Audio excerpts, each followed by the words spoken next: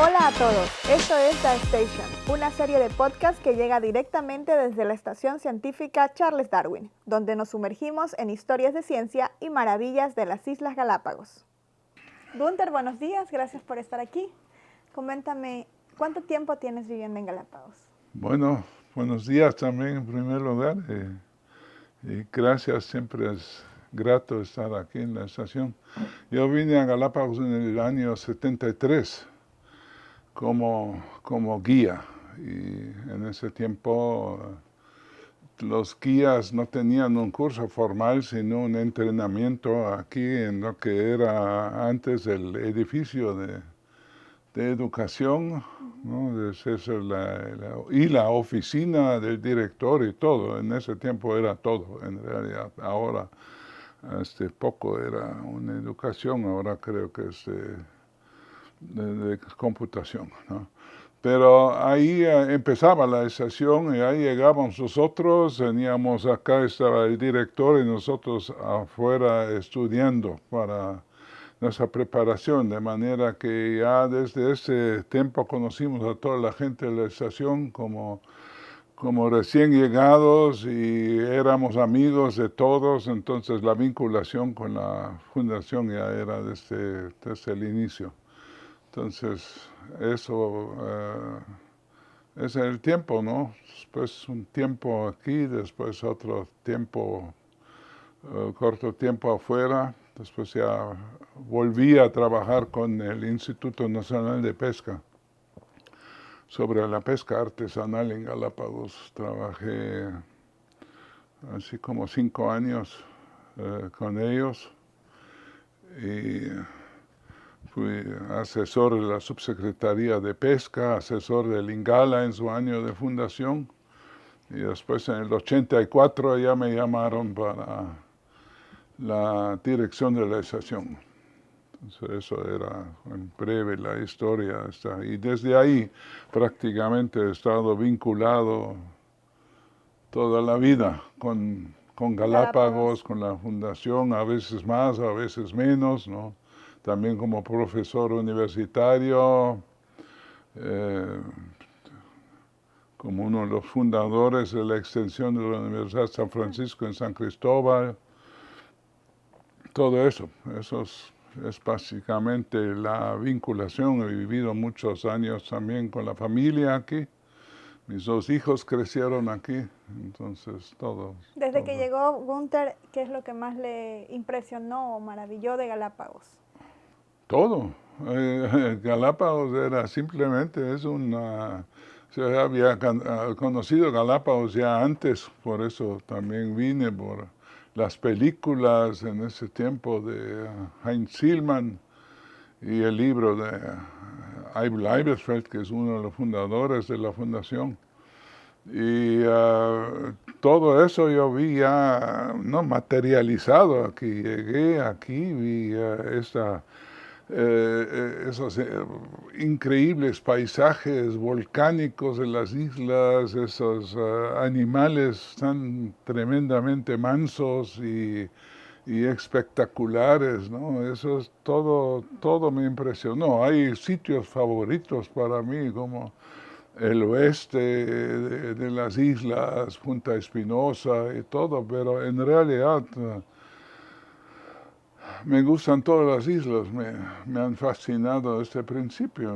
De Galápagos, de todo Galápagos, en porcentajes, cuánto conoce Galápagos? ¿Conoce todas las islas? No, yo no conozco todas las islas.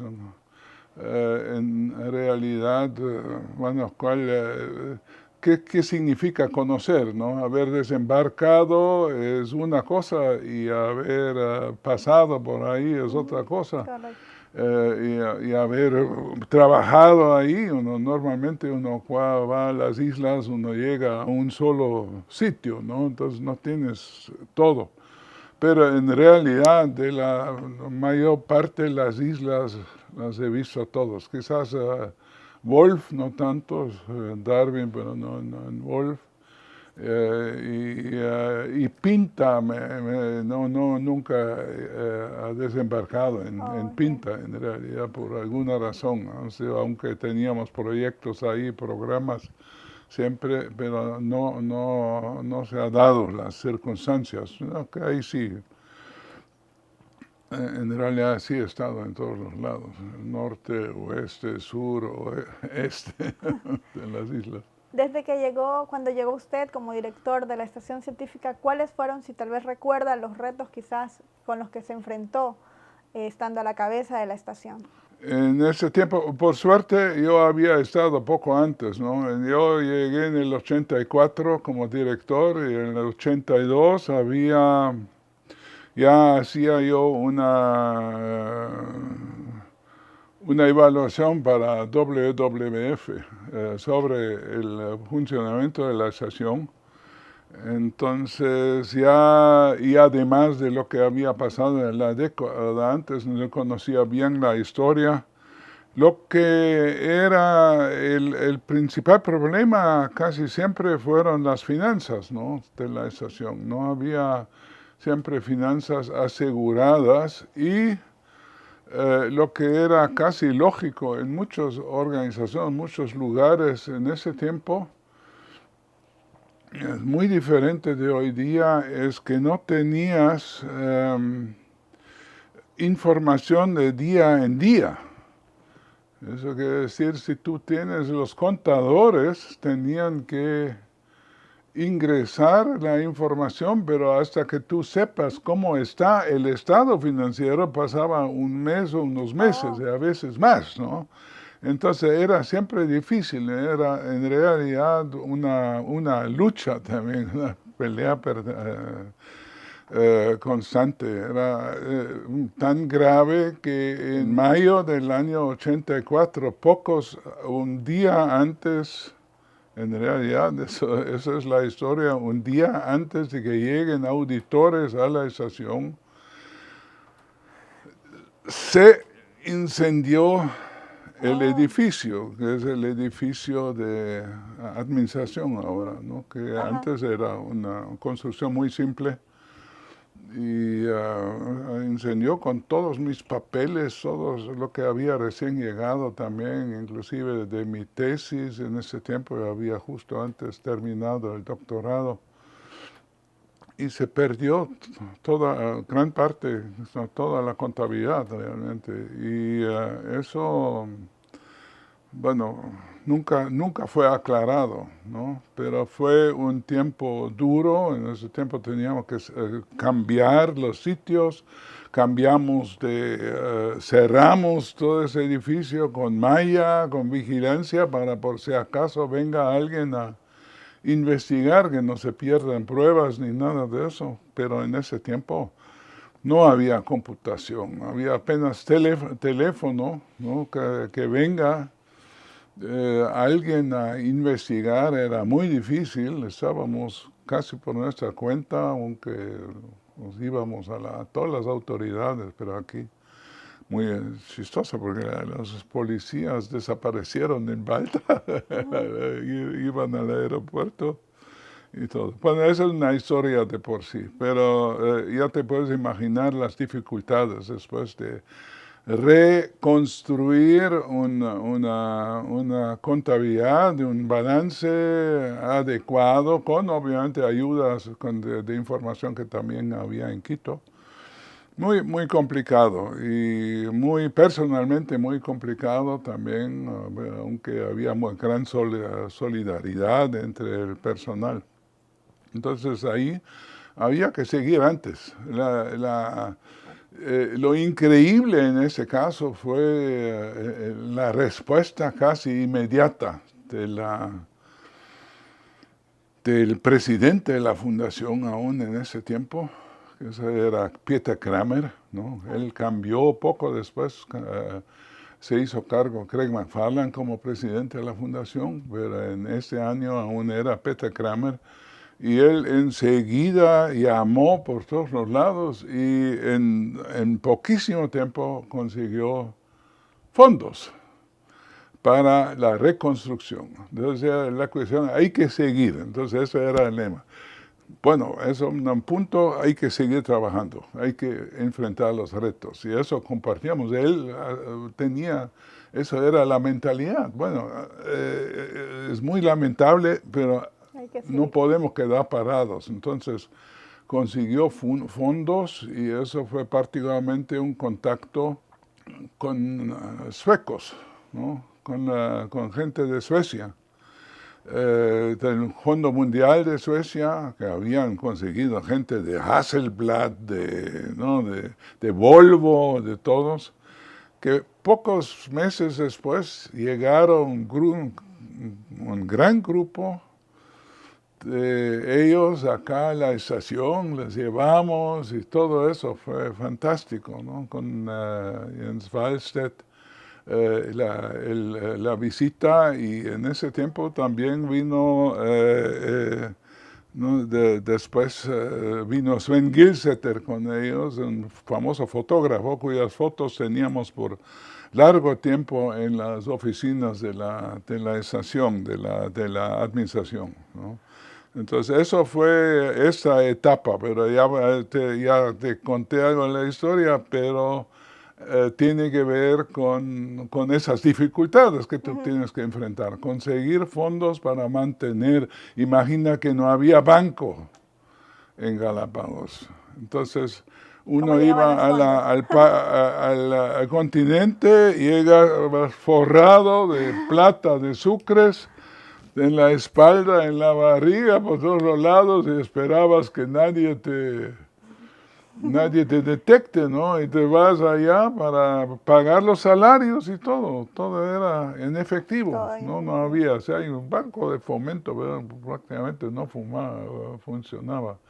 Entonces, eso eran ese tipo de cosas. Las comunicaciones difíciles con radio de banda corta, inclusive con Quito.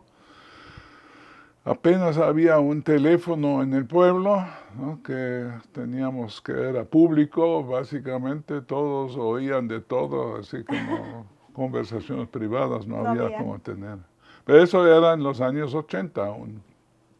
Y en ese año, de toda esta gestión, ¿de cuánto número de personal existía en ese momento en la estación? ¿Cuántas personas? Bueno, en ese tiempo eran como 50, 60, ¿no? Y eso era un buen equipo, era la gente de de los talleres también. Teníamos nuestra propia generación de electricidad aún, los generadores, teníamos taller mecánico y carpintería con artesanos geniales que hacían absolutamente todo. De acuerdo, son gente realmente increíble, ¿no? Empezaban, o después tenían muchos talleres en el pueblo, pero en mi tiempo empezaba con Miguel Gallardo. Antes de él estaba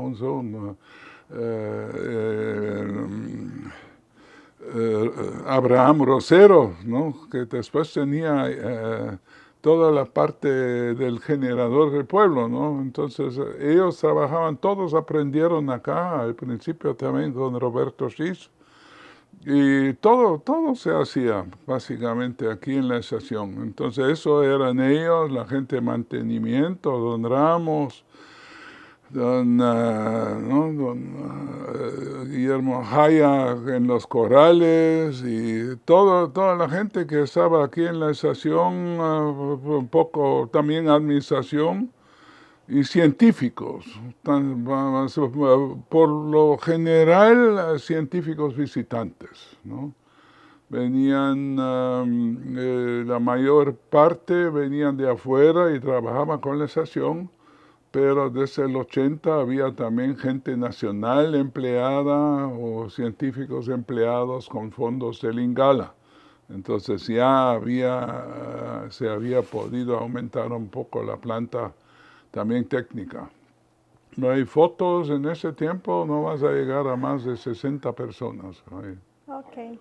Y ahora cambiando de ámbito a lo que fue su profesión como biólogo, ¿Cuál ha sido quizás para usted que ha visto el mayor logro de Galápagos en lo que es conservación a lo largo de estos años? Bueno, tú preguntas sobre de Galápagos, no específicamente de la fundación, pero en casi todo estuvo involucrado la fundación, ¿no?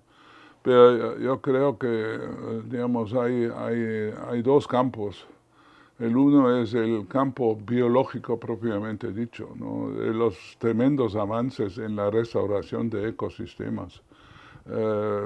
Isabela, Santiago, inclusive ahora Floriana, ¿verdad? Es de esos procesos de restauración que antes eran costosos y tremendamente difíciles, y en ese tiempo no había, las becas estaban en los $60,000, 30,000, pero no en las millones, ¿no? Como ahora, pero han logrado en esas pocas décadas esa restauración de tantas poblaciones de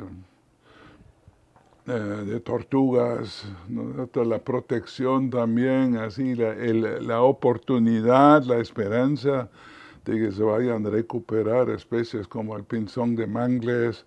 El mayor logro posiblemente es de que se haya decidido, que el gobierno haya decidido de dejar a 97% de las islas como parque nacional. Eso en sí es una tremenda protección para Galápagos. Después, ahí tú puedes intervenir con temas de restauración, protección, otra historia. Entonces, eso es súper importante. Otra historia exitosa es de que cómo se ha manejado el turismo al principio, aunque mucha gente se queja, pero los principios de turismo ordenado, guiado, regulado, en conjunto con las empresas y el parque, la estación, eso es otro gran logro que obviamente ha contribuido muchísimo a la conservación también, ¿no? Porque ahí salen muchos finalmente de los fondos de información. Eso es igual como en el caso de los, ¿no? del tema así, de las grandes donaciones, tenían que ver con gente que había venido aquí también a visitar. Y el tercero, creo yo, es que en ese momento, si bien ha crecido la población en una forma desmedida, ya hay una masa o una cantidad crítica de galapagueños jóvenes que que han sido formados, que están convencidos de Galápagos y que están dedicados a proteger, a pesar de todos como en la política siempre hay gente que también está no en contra, pero en general, yo me acuerdo en tiempos cuando yo era directora aún y después, era como casi mala palabra hablar de conservación, ¿no? Y tú tenías gente, obviamente aparte de los programas de educación, ¿no? Que nosotros habíamos creado. Mi esposa, por ejemplo, creó el Club Renacer en ese tiempo, en los años 87. Entonces, eso también fue un club de niños que algunos hasta ahora aún se acuerdan, ¿no? Cómo están. Pero empezaba ya a gente formarse en la universidad, y no hablo de gente como Carlos Valle o Hernán Vargas, ¿no? Que eran entre los primeros, pero ya muchos más, también trabajando en los municipios y ¿no? y en el turismo mismo también, pero ya con una responsabilidad. Yo creo que eso da mucha esperanza con todas las amenazas y peligros y todo. Lo importante es que haya gente galapagueña aquí que está que está defendiendo, en cierto modo, luchando por Galápagos y por su conservación. Eso es más o menos, como diría yo, tres pilares o cuatro pilares, ¿no? El Parque Nacional bien protegido, mantenido, la restauración de los ecosistemas y su continua conservación, obviamente, el tema del uso del archipiélago bien manejado y la gente de las islas ya involucrados directamente en los temas de conservación. Sobre esto, ¿qué consejo le podría dar usted, Gunther, a los jóvenes que van a empezar a formarse académicamente en la universidad y que quieren seguir o quieren estudiar algo de temas relacionados con biología marina? Bien, Galápagos obviamente es mucho, ¿no? Es terrestre, es marino y tiene todos los diferentes ambientes. No todos pueden ser científicos. Es fantástico y es lindo, es un privilegio si uno puede involucrarse en los temas. En mi vida profesional, yo he trabajado, sin embargo, con muchísimas profesiones, en las cuales siempre había gente que trabajaba profesionalmente en pro del medio ambiente, la conservación, y obviamente como hobby también podían ir afuera, ¿no? Estar en Galápagos es un privilegio. Pero abogados, entre otros, son los más importantes porque mucho de la conservación tiene que ver con leyes. Economía y finanzas es importante porque seguimos dependiendo de financiamiento internacional, de donaciones, y todo eso hay que manejar bien para mantener también credibilidad hacia, ¿no? O sea, hay que administrar bien. Imagínate como yo, como biólogo, llegando aquí, no había aprendido administración. Yo tuve que, obviamente, aprender muchos detalles, ¿no? Por suerte tenía buenos colaboradores. Pero en todas las profesiones, ingeniería, mecánica, tú puedes trabajar con procesos, es transversal realmente con temas ambientales y hacer prácticas responsables y ser un mensajero, ser ahí. Entonces, para mí, por ejemplo, súper importante era el tema de la educación ambiental también. Eso habíamos hecho también ya cuando vine a la sesión, habíamos hecho cursos por primera vez, ¿no? Los directores anteriores, Greg McFarland, Peter Kramer, he hecho cursos para los maestros de las escuelas de Galápagos. Ya fue súper interesante, ¿no? Después empezaba el tema con los guías, todos esos temas de capacitación. Entonces, que piensen que fantástico hacer biología marina o alguna cosa más aplicada, de repente, por ejemplo, manejar las pesquerías, pero también manejar la agricultura o los temas de alimentación. Todo puede tener que ver con la conservación de Galápagos si es hecho con los correctos principios y que hay que implantar, porque muchos de esos profesiones no reciben aún esos mensajes de sustentabilidad en sus carreras. Entonces nosotros, por ejemplo, la universidad desde el principio, cuando yo fundé, después del tiempo de la estación, fundé el Colegio de Ciencias Ambientales en San Francisco, había un curso que se llama Ecología de Recursos del Ecuador, que tenían que tomar todos los estudiantes de todas las carreras, porque para concientizar un poco y orientar sobre la importancia del medio ambiente. Entonces, sin haber contestado tu pregunta precisamente, ¿verdad? Quería un poco desviar, porque obviamente si todos los jóvenes de Galápagos empiezan a estudiar biología marina, no va a haber trabajo, ¿no?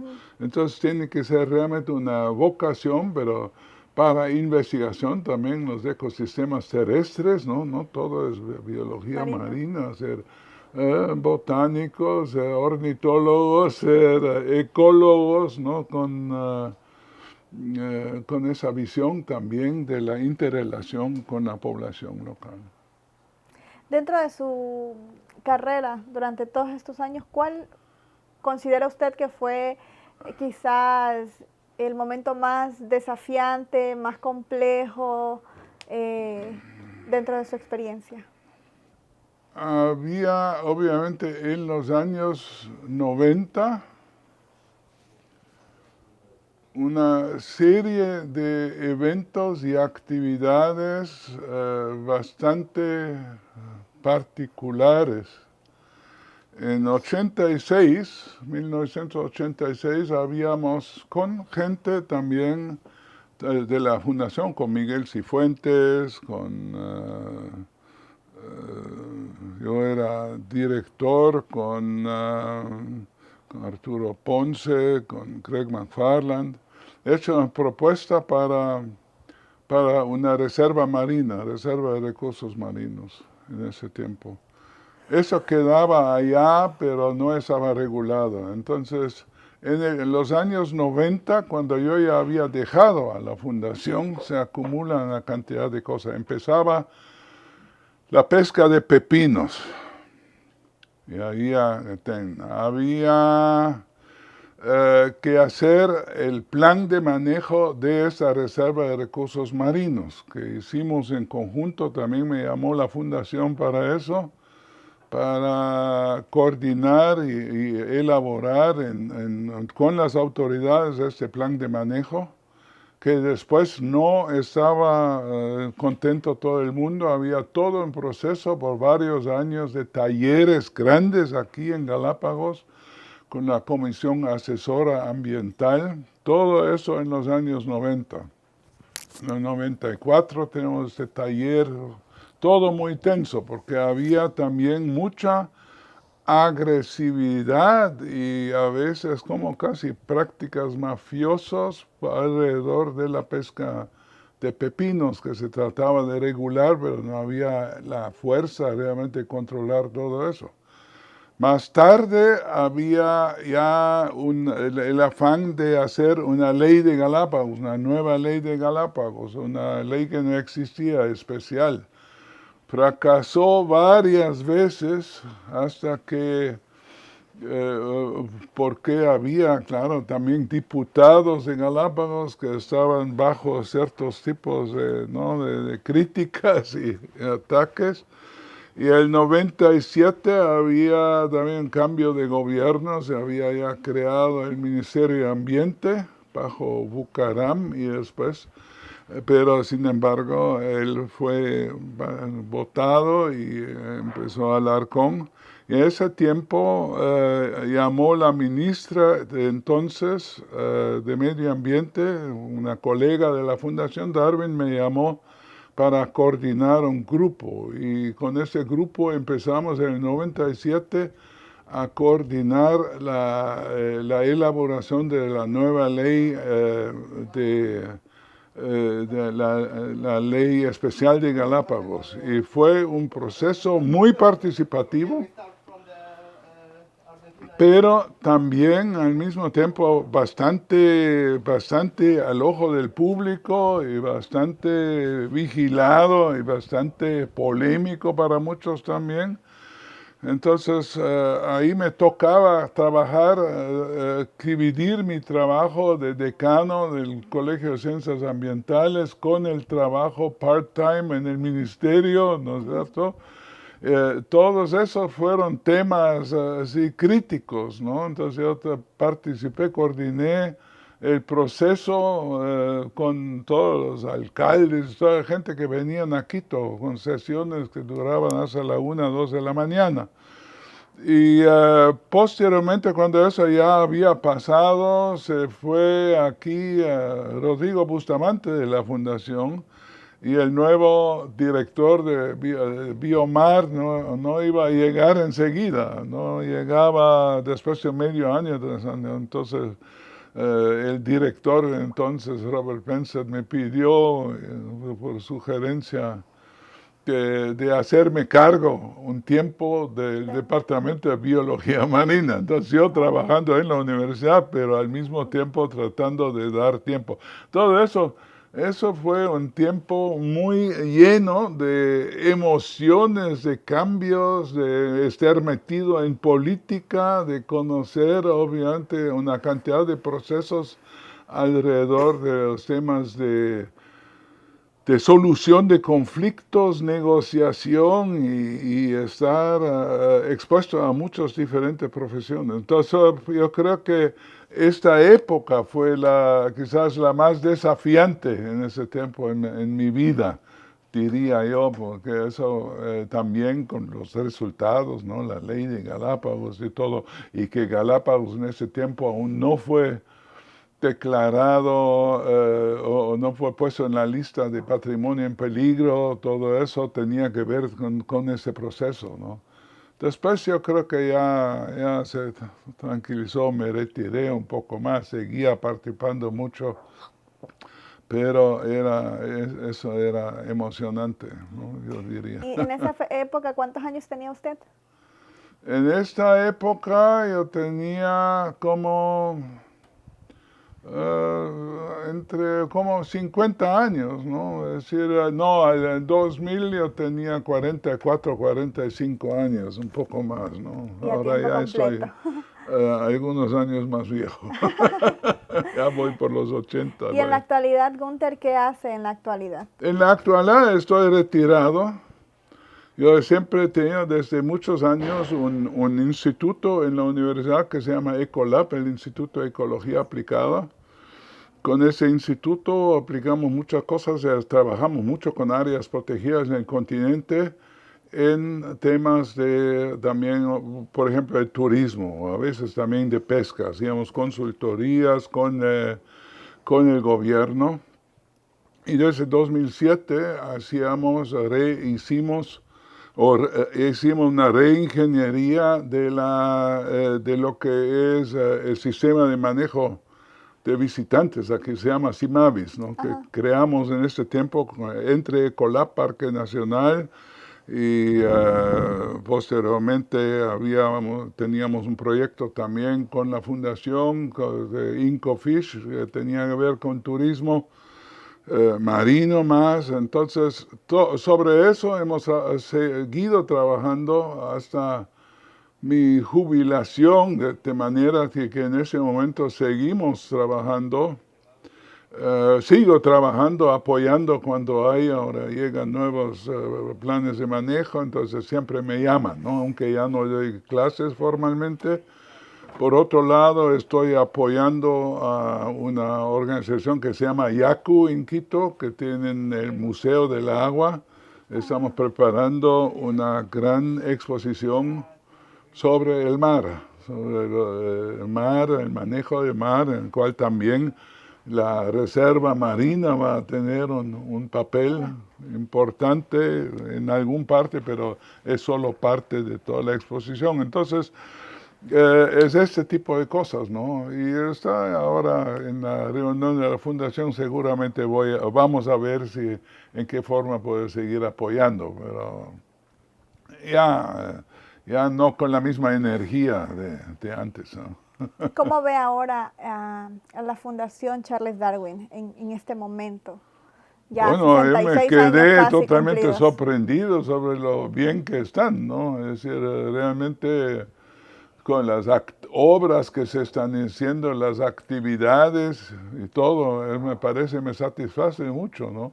Dicen económicamente también ya un poco más independientes. Nuestro problema siempre era esa dependencia de fondos que no llegaban y todo.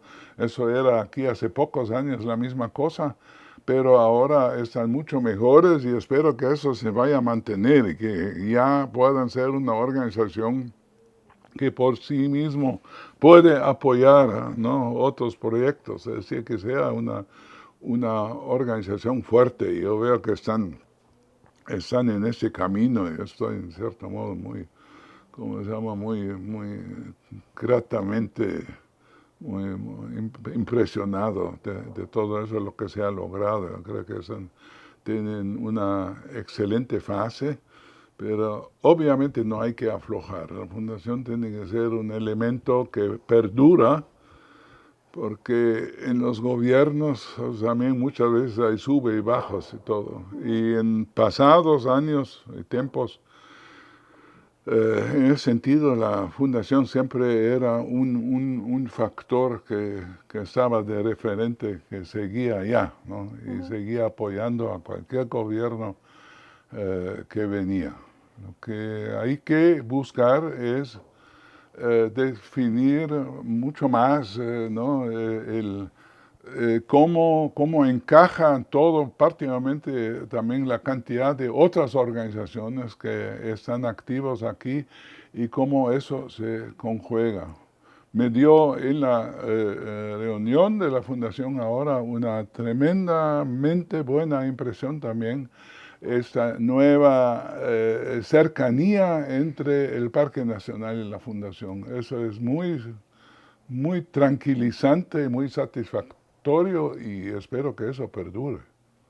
¿Cuál es el tema usted que cree que en la actualidad debería ser tomado con mayor prioridad en Galápagos? ¿Qué necesita Galápagos en este momento que sea atendido en temas de conservación, no? La población de Galápagos está creciendo y las presiones van a seguir.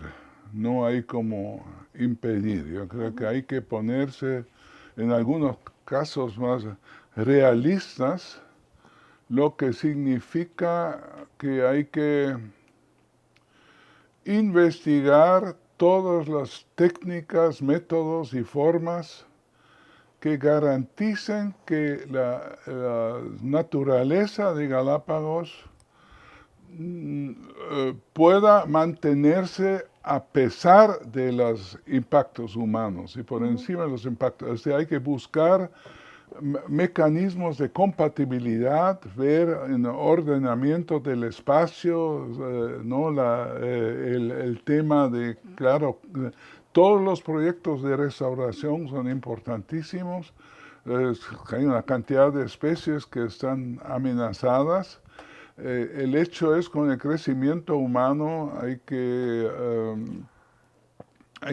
esperar que en algún momento se pierdan inclusive cierta biodiversidad, pero el afán tiene que ser limitar eso al máximo. Y el tema principal no es la presencia humana, sino la presencia de especies introducidas, invasivas o de enfermedades que obviamente están vinculados a la venida de la gente, ¿no? Ayer vi nuevamente, estaba en la parte alta de Isabela y entonces las moras, la guayaba y todo, pero eso no es lo más peligroso, ¿no? Ahora tenía la gripe aviar, sigue el tema de la filornis, y tenga una cantidad de problemas que están por venir también y para los cuales hay que estar preparado. Entonces la ecología de restauración en Galápagos tiene que ser mucho más investigada, más que solo la conservación, así simplemente dejar, sino restaurar eventualmente donde sea necesario. Claro. Gunther, de su trayectoria, ¿cuál sería una anécdota de campo, de sus quizás viajes de campo que usted puede comentarnos? Anécdotas de campo, en parte, bueno,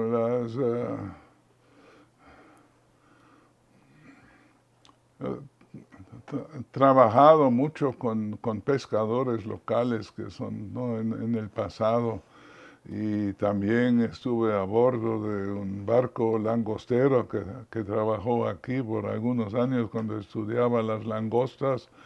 Y claro, los temas ahí siempre fueron también la alimentación, no comer langosta todo el día. Eso para mí fue casi una cosa increíble, de manera que al fin ya no podía comer langosta, eso era. Pero obviamente después había una cantidad de anécdotas también con gente en el campo. Yo me acuerdo de una que siempre me viene a la mente porque también enseña algo. Estábamos en camino de Prince Philip en el año 87 por allá, 87, 88, algo así. Y en ese tiempo, por el niño previo del 84, habían muerto muchos pingüinos. la mayor parte de pingüinos, había pocos. Entonces llegábamos con el barco allá, con el Britannia, al oeste por Punta Espinosa y yo detecté un pingüinito, pues se armaba todo un proceso de bajar del barco grande a un barco mediano, a un barco aún más chiquito, a una panga finalmente para llegarse a ese pingüino. Después de repente pregunta el príncipe Felipe, ¿y para qué hacemos todo? Todo eso, para ese pingüino. ¿Sí? For one little penguin, por un pinche pingüino por ahí. Entonces yo me di cuenta que obviamente yo tenía otra visión. Para mí era un orgullo de que aún se había mantenido, que no había extinguido ese pingüino. Y para él era obviamente, me voy a la Antártica, veo miles de pingüinos y ahí en Galápagos me trata de impresionar con un pajarito de esos. Entonces son historias de esos, ¿no? Que había en cantidades, obviamente, ¿no? Muy bien, ya estamos al finalizar de nuestro podcast. Un mensaje final, quizás, para aquellos que nos escuchan a nivel también internacional, tal vez posibles donantes que no se han decidido en donar para la fundación y para que nosotros podamos seguir haciendo ese trabajo de conservación de Galápagos. Bueno, Galápagos es y sigue siendo un lugar absolutamente espectacular y digno de ser conservado. Eso es, en ese sentido, es algo para siempre. Yo veo eso con muchísima gente que ha venido acá y quedaron maravillados con eso. Lo que han visto y también el hecho de que está bastante bien conservado, ¿no? El mensaje aquí es Galápagos no está por extinguirse, aunque no sabemos qué puede pasar con el cambio climático, ¿no?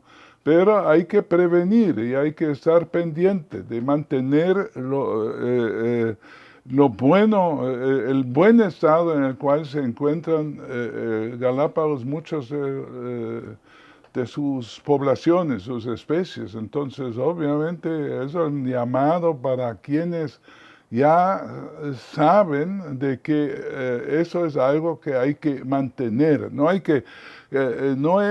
dar donaciones para mantener los últimos, sino realmente un sistema donde la humanidad vino justo a tiempo a involucrarse, particularmente los ecuatorianos, con sus actividades y con apoyo internacional para mantener ese ecosistema mucho mejor de muchos otros ecosistemas insulares del mundo. Entonces, mantener eso y mantenerlo vigoroso necesita una cantidad de apoyo y necesita una cantidad de ciencia, de actividades educativas, tanto a nivel local, también a nivel internacional.